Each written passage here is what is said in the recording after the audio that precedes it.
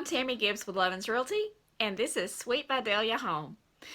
Today's episode, we're going to be talking about buying and renting and which is the best option for you. So stay tuned. I'll be right back.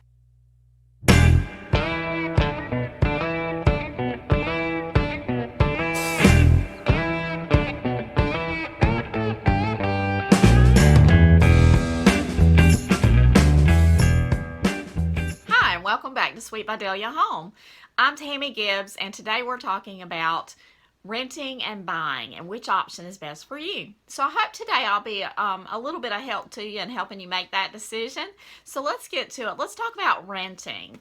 I feel like I have like a top 3 reasons that make sense to rent kind of list, and so I thought I'd share those with you.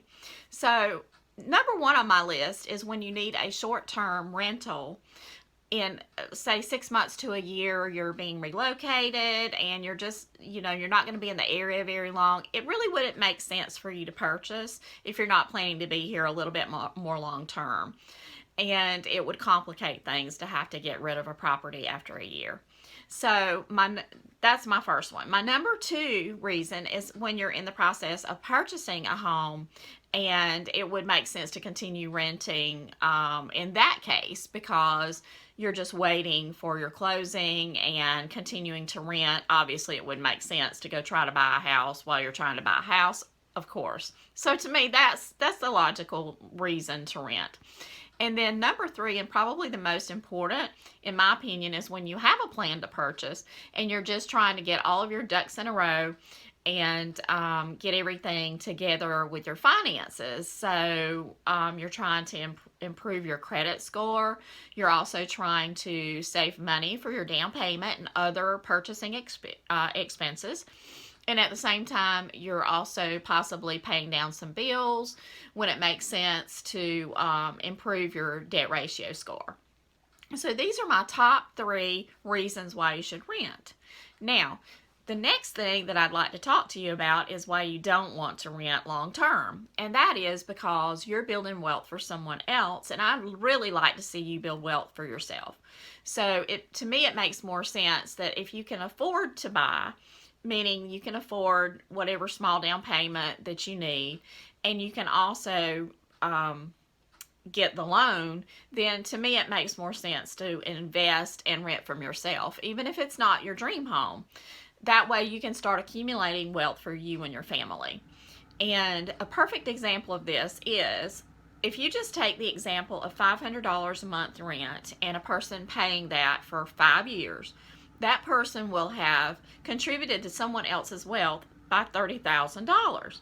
And most people just are not okay with that if they really get down and do the math. So I'd like to see us get you on a plan so that you're going to move forward and start trying to get into a property of your own so that you can start building wealth for you and your family. So when does it make sense to buy a home? Number 1, if you've always wanted to own your own home, then it makes perfect sense for you to purchase. Number 2, if anyone's ever told you that you cannot have a pet, you can't paint the walls whatever color you want to, or you can't have a trampoline or a swing set for your children, then you're a perfect candidate to purchase a home. And number 3, if you're ready to start investing in you and your family instead of investing in your landlord and their family, then now is the perfect time for you to purchase a home. So where do you go from here? You know you want to purchase, but you just don't know where to get started. Okay, so the first thing you need to do is get pre-qualified, because all good plans start with pre-qualification when it comes to buying a home. So being pre-qualified is not a loan approval. So understand that, but it is a good look into your finances. It's where the lender takes some of the information. They'll ask you a lot of questions, and they'll determine whether or not they think they would give you a loan. And so that's always a good place to start, because once you have that in hand, it's a lot easier to go and look at properties and know or feel at least halfway satisfied that you could probably get a loan.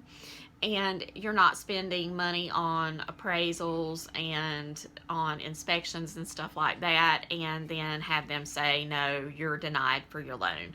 So at least it gives you a better understanding of where you are and whether or not you can purchase or not. And then if you can't, then we can always put together a plan. But either way, I'd love to, if you're in the Vidalia, Georgia area, or you're moving to the Vidalia, Georgia area, I'd love to put my expertise and experience to work for you as your agent.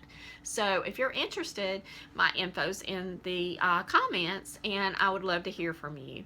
So thanks for watching this episode of Sweet Vidalia Home, and I'll see you next time. I'm Tammie Gibbs with Lovins Realty.